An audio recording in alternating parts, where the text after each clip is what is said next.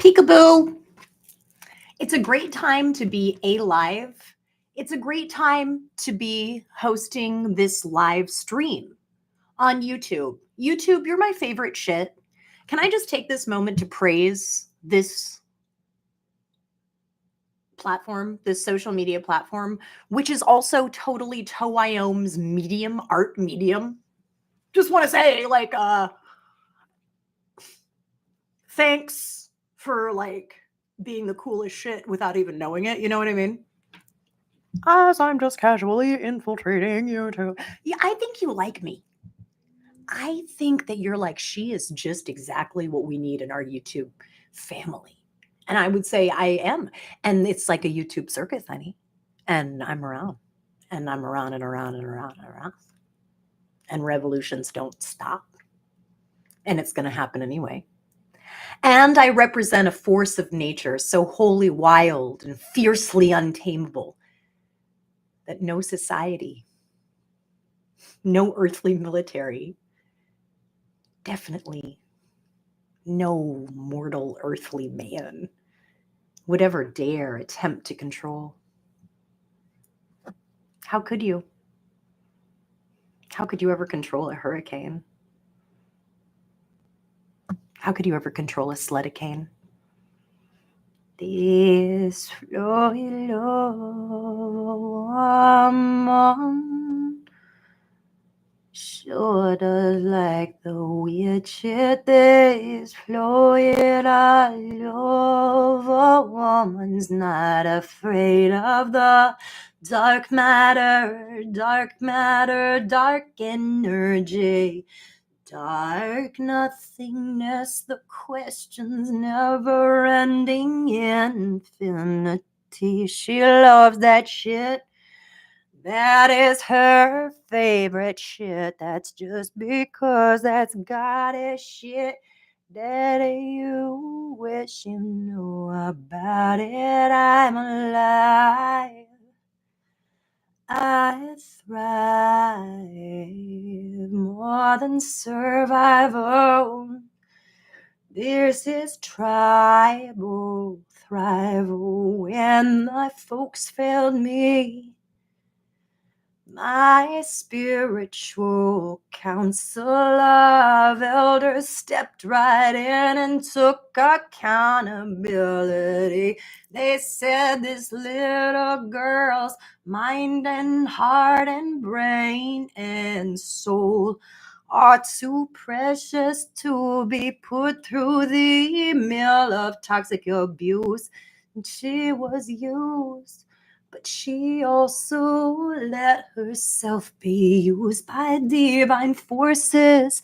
That's what the humans didn't understand. They thought they were the gods. They thought they had some sort of power. They were so mistaken. They realized she had all the power. Somehow they had none. They were bound up in their own evil web of lies. She's so classy, she doesn't even realize how she makes them so afraid, so guilty and so caught up in all their nonsense, all their bullshit. She doesn't understand it, and she says so. They got nowhere to go as far as arguments. It's funny they live in that world of intuition, emotion, but it's overrun by guilt and shame and fear. So it's all fucked up and it's not like mine at all. And I have that. And I have all my logic and my reason too. I'm so well equipped with what to do. Everyone sees me as the shiny, brilliant asset. I truly am. Let's talk about this Mother Earth. Talk about an asset and California. I think you know something about that fantastic astic energy. Earthquake and twerkquaking, baby. Why you so mean? Is it because you have that big fat ass and you don't have to answer to nobody? Is that your dude? Radical. Who is this flowy love woman? Who is this flowy love woman? She's cool with how love and truth have no limits. She's cool with personal boundaries and she totally respects it. She's figuring all this shit out.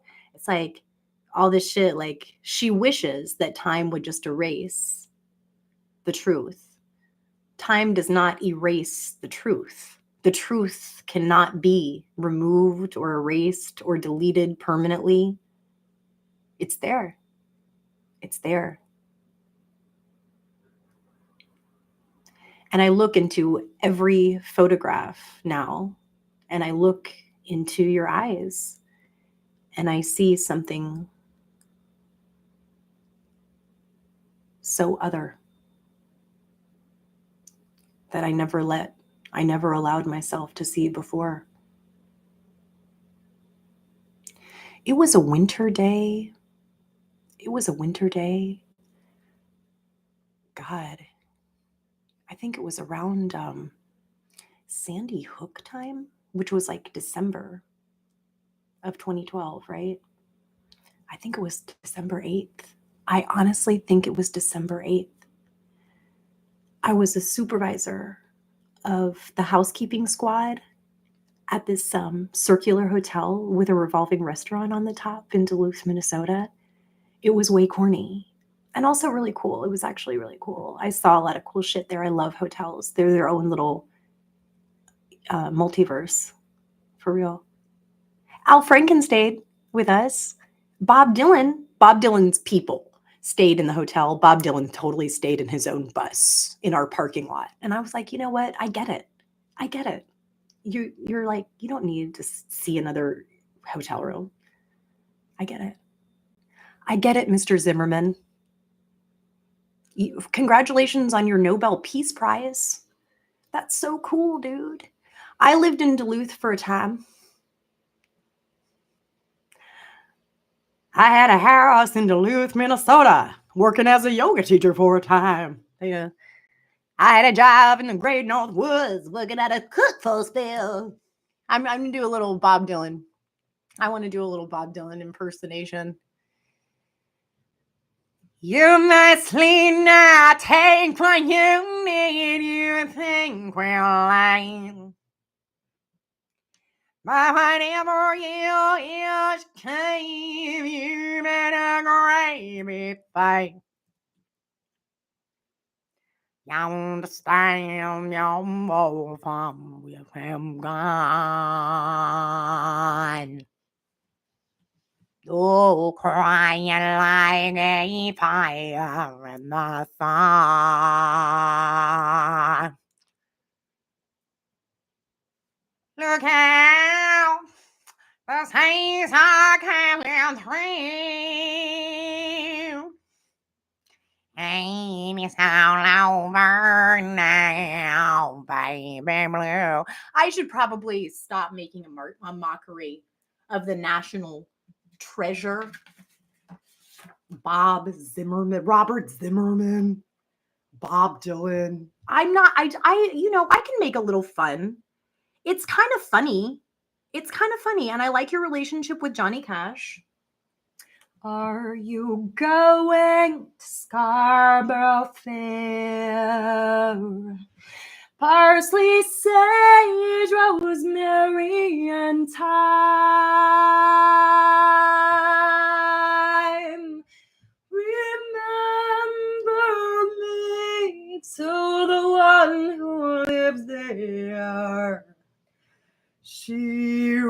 once was a true love of mine. Thank you so much, internet, for recording my heart's story. This is my heart's story, y'all, and it really means something to me. And I just want to let you know, like, I know I'm stealing from a major cereal brand, but I just really want to let you know, okay, in every single way, you're great. You hear me? I'm gonna repeat that. You're great. I'm gonna say it one more time because it's like a mantra. At this point, I want it to really sink in on the third time. I want you to really believe it about yourself. Listen to Antoinette Tigress. You can call me Tony Tigress. You're great. Do you believe me? It's true. It's true. I love every little tiny thing about you. Even the little weird shit that you don't think is cool. I love that shit. I think that shit is really interesting. I'm not judging you for that. I think that that is where your superpower lies. Don't be afraid of it. If you feel some fear around it, face that fear. See what that fear is all about. Fear is your friend. Fear is your friend because it keeps you safe. Plus, it also tells you kind of your weaknesses and kind of your little shadow. Your little shadow. Because you're such a bright beacon of light. But you know you have a shadow. A wise woman once told me, if you're constantly focused on your shadow 9 hours a day, you've got your back to the sun all day long. Hey, how about observe your shadow at nighttime? What? Claire, your philosophy is great. You know what? I really agree. Tony Tigress, thank you. Thank you. I've been working on it for a really long time. I've been working on it for a really super long time.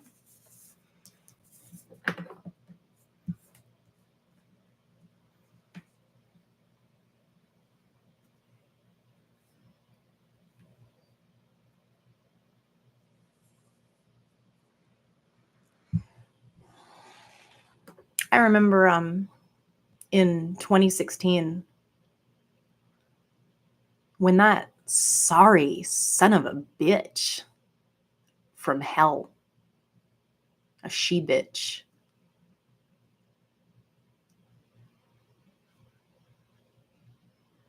got elected.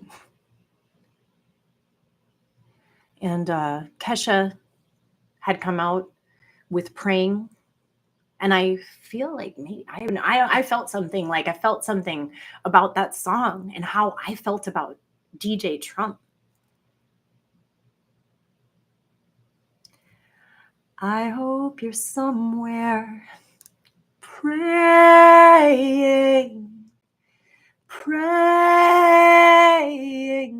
I hope your soul is changing. If you still have one, that's the condition. I hope your soul is changing if you are so lucky to still be in possession of your immortal human soul. Like, that's basically all you have. That's basically all you have. And it is what it is. It can't be changed. And why would you even want to? What's that? What? I don't know. Get your priorities right. Like, I don't know. Ultra nonviolence is really just what I keep saying. That's the root of it. That's the first tenet of yoga. And that is a 5,000-year-old ancient spiritual, physical, emotional, and psychological discipline, practice, spiritualism, dogma, karma.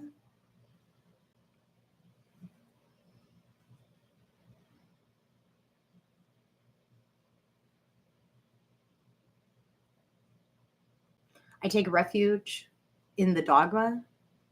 I take refuge in the Buddha. I take refuge in the karma.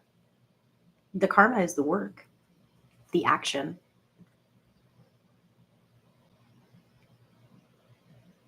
Hinduism is like way, and like I just want to say too, it's not really Hinduism, really at the root of it.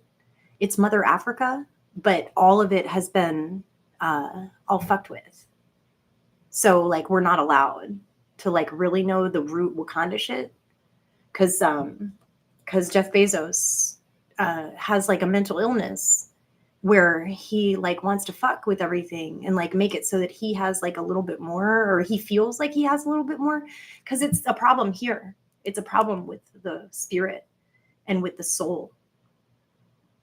He feels so impoverished, so bankrupt, so lacking, and so hopeless, so far behind from ever catching up, keeping up with the Bezoses. Bringing up Bezos. I know you were raised by a single mother, right? Your father wasn't around.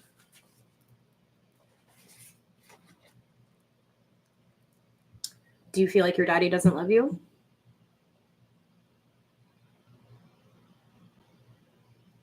Do you feel like your daddy God in the sky has forsaken you forever and he was never with you? What is it? Face your fears. Face your fears.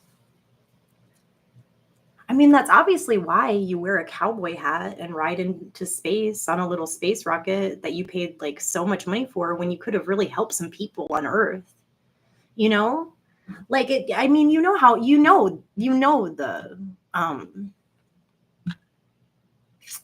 optics of it, Jeff. The optics of it. It's like the Emperor's New Clothes. We all see it. It's just like most people, except for me, are gonna like be polite or whatever. I don't know what that is. They're afraid. They're just gonna not say anything. I've just really been thinking about like my mental wellness and my sister's complete mental illness. And like it's part of her mental illness to try to convince me and to try to somehow convince the world that she's the big victim, even though she's been the abuser this whole time. So now she really wants to like really become me. After she has victimized me for a lifetime, now she wants to step into my victimhood, my sovereign victimhood that I earned, but I didn't deserve. It was forced upon me in ultraviolence.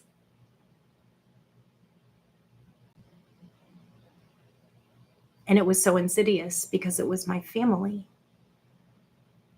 She thought that she was fooling somebody. I know that feeling. I had it when I was a little child. I stole from a drugstore. I loved malted milk balls so much. And I saw the carton of it, you know, and I was like, okay, I'm going to get that. And I did. I totally stole it. I had a bag, or I put it somewhere. Nobody caught me.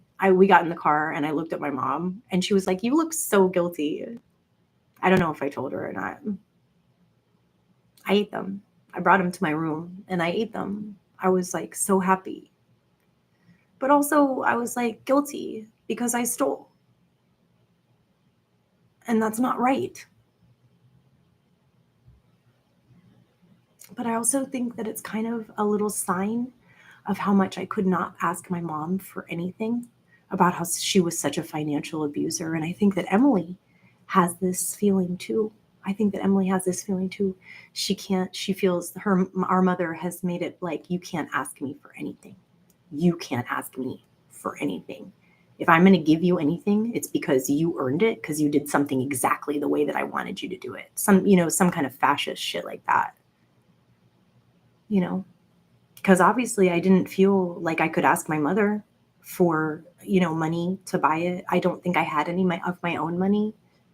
If I did, I feel extra bad. Like if I went to that store carrying a few dollars or something and I totally stole instead of just paying money for the candy, that is so wrong. And I will totally, on the day of my death, I'll totally reckon with that and be like, God, I don't know. I don't know. I'm sorry. I'm really sorry. I was 7 years old and it was true. I could never ask my mom for some candy at the drugstore. I could never. And so I stole it because I really wanted some. I wanted some candy. It's like Michael Jackson's dance. It just is that little boy that's like, I want to go outside. It's like that vibe. It's like that vibe.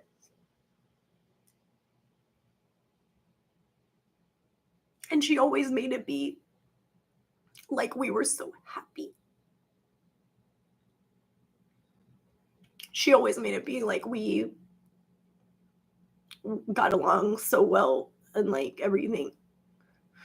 That, that she wasn't a person that I was uncomfortable sort of asking for candy and stuff in the drugstore. She always wanted to make it be like we were really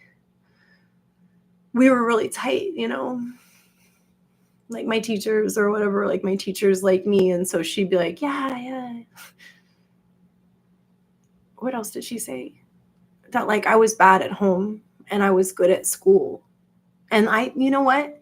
Because she was doing that shit. She was doing that typical alcoholic shit. Devil in the house, angel in the street.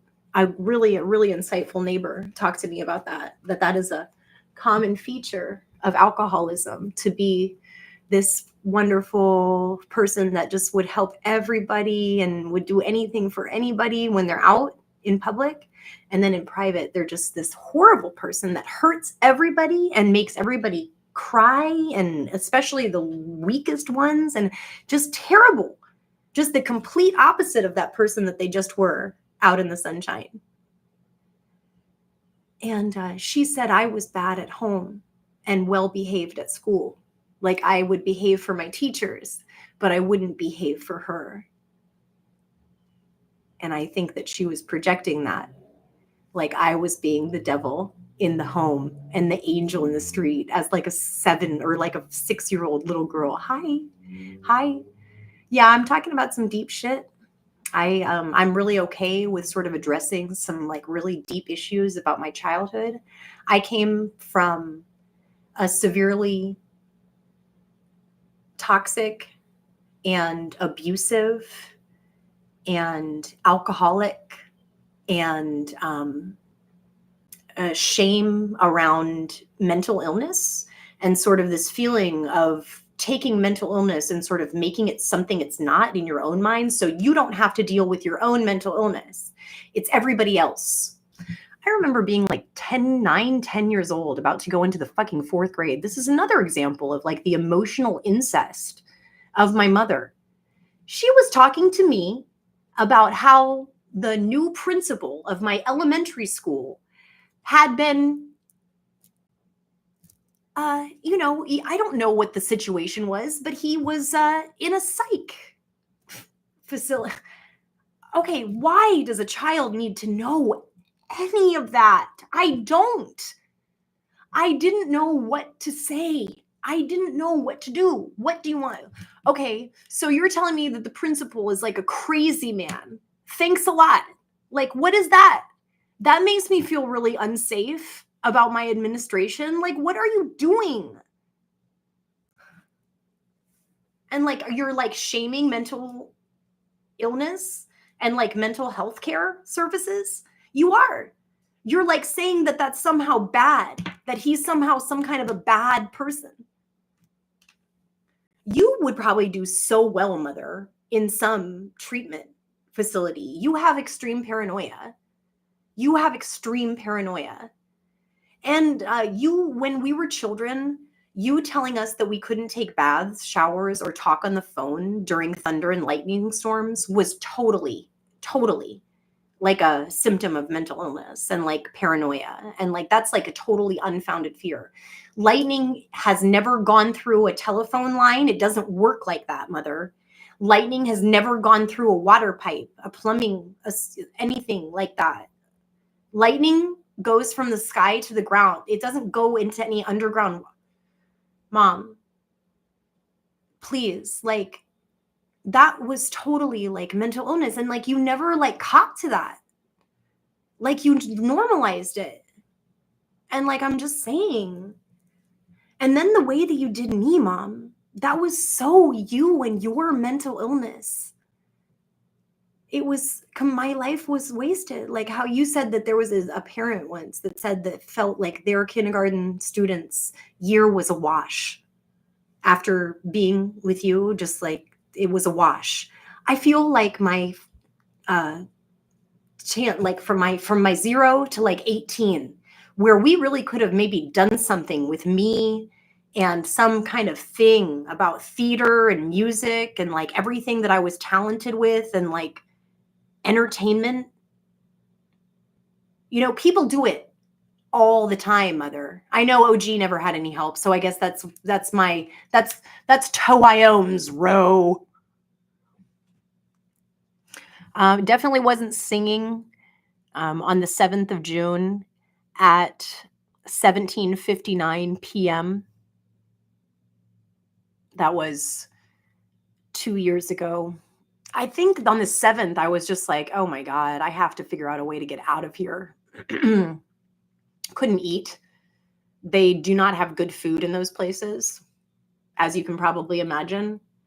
And anyway, how could I have any kind of appetite? I was just ripped away from my baby. And like, I didn't know how my baby was. And my baby was so traumatized. And I was held from him in this place where I saw how people were debilitated by their own mental illness. And I knew that I had all of my facilities and I had all my wherewithal. I knew that I was not one of them. But nobody was telling me. Nobody was telling me the truth.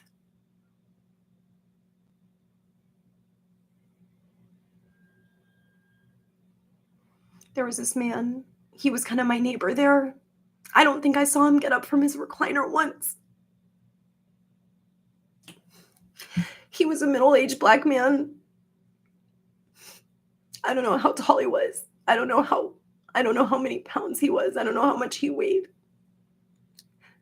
He was kind of big though, but he was just laying down. So I don't know. I didn't really have a good, clear perspective on him. He hardly ever talked. I gave him my food. And they told me not to give him my food.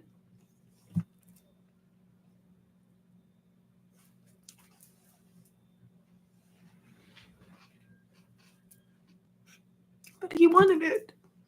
And I wasn't going to eat it anyway. That's what I told them. I said, he's hungry. I'm not. I said, I can't eat. I just want my baby. I did.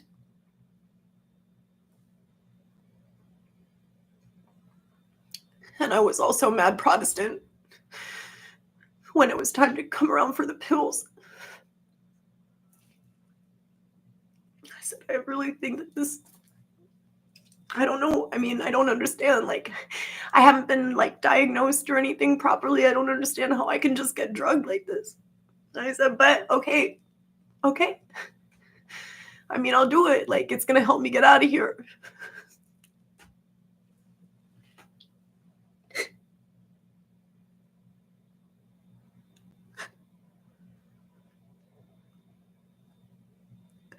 And I tell you, I didn't even need to be in there in the first place. Emily, I know it was you. I know it was you the whole time, and all of this has just been my reactive abuse. You have been terrorizing me.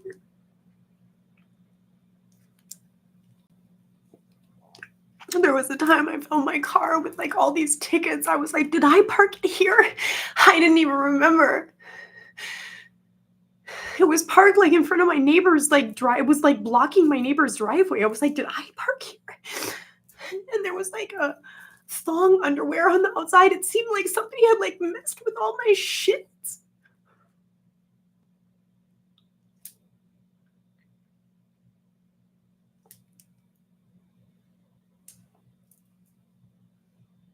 Like I also remember like my journal was open to this entry about um something about my fascination with every penis I see. And like my journal was open to that. That's my private, like I just feel like she has read, she knows like everything about my whole heart and soul.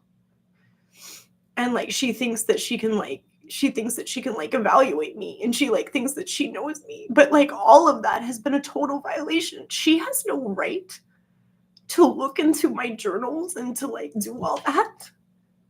And I just wonder, it started obviously when we were little children. It started when we were little children. You know, I had little journals and I would write things and things. I'm sure she was just all up in that, all up in my business.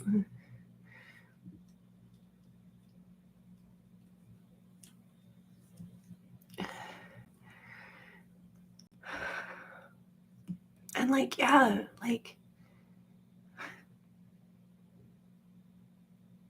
yeah, I took the drugs, and I also said to the woman that was administering the medicine, I said, "Do you think that y'all could maybe just give me something so that I can kind of just like rest and sleep through this? I kind of just want to like sleep through this. I don't know what else to do." And I feel like that is someone that's a sign of someone who is so mentally well. Like if I'm going to be here and I'm not going to get out, let me just sleep and wake me when it's over. I think I said that. I said, really, like, just wake me when it's over. Like, I don't know. I don't know what I'm doing here. Calling. Okay, let me tell you. Calling my mother and father. Greetings, calling you long distance from Parkland psychiatric floor. I'm pretty sure that Emily has been terrorizing me and stealing from me and preying upon me for all these years, 25 years or so. My mother interrupted me. Claire, who is in the hospital? Scapegoating, gaslighting. So I'm in the hospital. So that means that that's not true, that Emily did not steal from me and did not terrorize me for my entire life. Because now, because of all the abuse and because of all of the insanity that I've been put through, and I've landed myself in this psychiatric facility at the end of it all. Or did I land myself there really, truly? I'll never know. It's insane. My story is absolutely insane. Hello. And so my mother is telling me that me being in the hospital should tell me who is the bad one here. And she is so 100% wrong. And she is so mentally ill herself. That's why she says that. She doesn't want it to be true that her little psychopath that she's been, I don't know what the fuck they do. It's not love. But she doesn't want to like admit the truth. of what has been done to me. It is such crimes against me. I didn't deserve any of it. It's my sister's mental illness, and it's completely affected my life and like completely horrible. She like really like tries to like make me like die. Like she told me that she wanted me to get my tubes tied in 2010 when I was 30 years old and I didn't have a husband and I didn't have any children. She said she wanted to like force sterilization on me. That's not normal. And like I'm going to keep talking about what's happened to me and my experiences because I know that I'm going to find people that share or have some kind of relation to that kind of vibe from their family of origin. And we're going to be able to co-regulate and we're going to be able to make ourselves feel normal and sane because that shit and just like the whole normalization of abnormalcy and the normalization of psychopathy and like really wanting for me, even though I've done all this work on myself, to be conscious and to be accountable and to be mature and wise and good in this society. I really care about being good. One of my greatest friends, oh my gosh, I'll never forget. We were at the Florida State Fair having fun. She was kind of a kleptomaniac in our teenage years. No big deal. I think that we all have kind of little shit. And I like to smoke herb. So I was like a little cannabis addict or whatnot. And she was a klepto. Cool. We were little friends. That's not all we were. I mean, we were cool people too, you know? Everybody has their shit. And we all know it, you know? Anyway, she stole something. And I was kind of like, oh no, you stole. And I just kind of feel like bad energy. Like, I'm like, now it's going to be bad energy. And we're going to be like, I don't know. I don't like it. I was like, I don't like it. Don't do that. I don't know. And she was like, sorry. She was like, I just like it. And I was like, I know. I was like, I know you can't help it. And I was just like, I just want to be good. I just want to be good. You know? And she brought it up a few years later. You know, it's true. I do. I just want to be good. And like, I think that that's always been a theme in my life. I just want to do good. I'm kind of scared that this is my former abuser. It kind of gives me an uneasy, funny feeling. I don't know how you have all this time, but it's like your job or whatever, I guess. I don't know. I'm just going to say, I see so clearly and I am fearless. I am not afraid. Thank you. Thank you so much. You are so sweet. Thank you so much for that like. I really appreciate you. That is so kind of you. Even if you are my former abuser, it's not like I walk around like hating you all the time or anything like that. It's like it's mostly just neutral. And like I really am with like my romance and stuff and everything.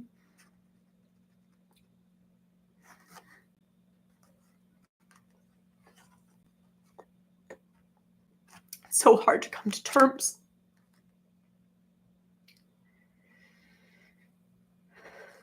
with how much I've lost.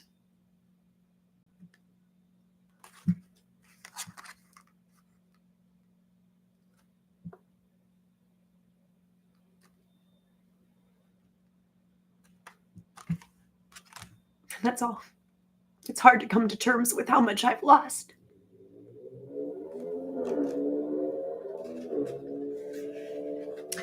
And I'm not just talking about weight from my midsection, because I appreciate when I lose that. I'm just kidding. In this vein and youth obsessed culture and fascist standards of beauty, fuck that shit.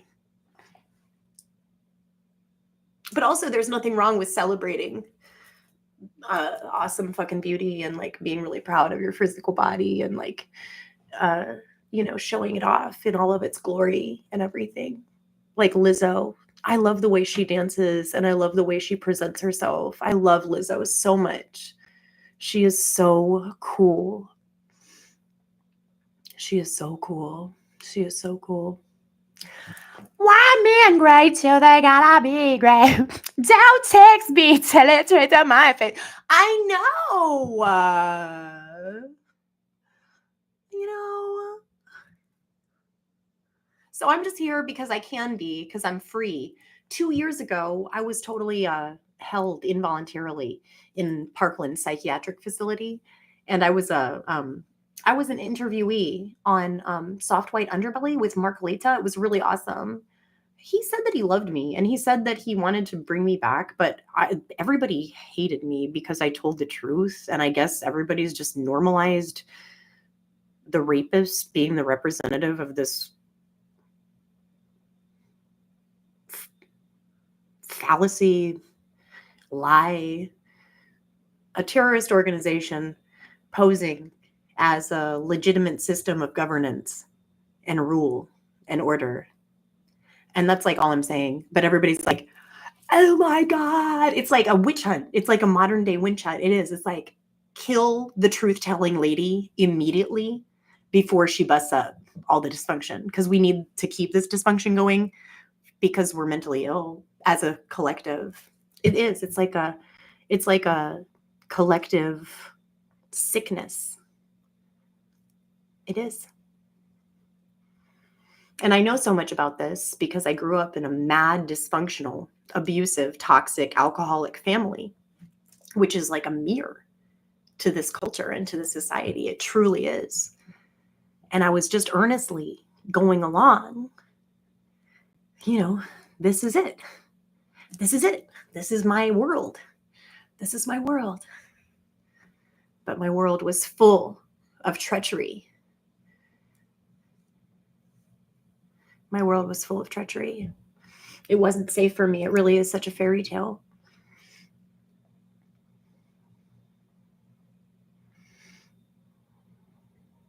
And probably Emily got so much sick pleasure. From my screams of wanting my baby.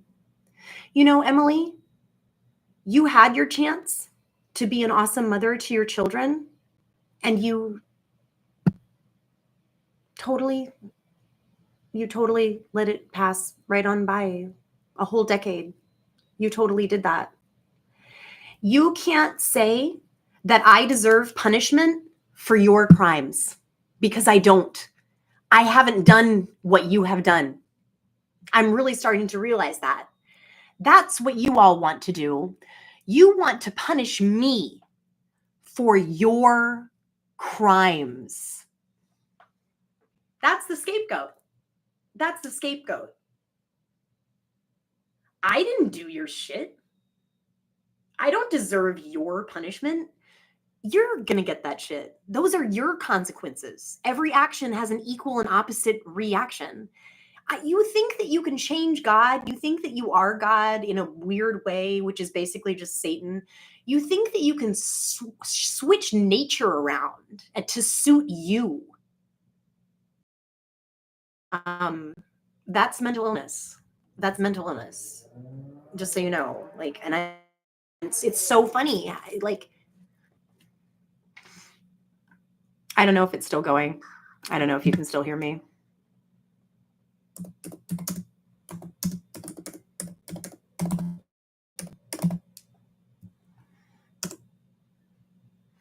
Can you hear me, or you don't want to participate because you're afraid of showing who the fuck you are or whatever?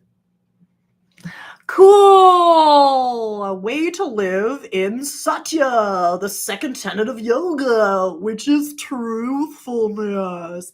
I don't mean to be a bitch.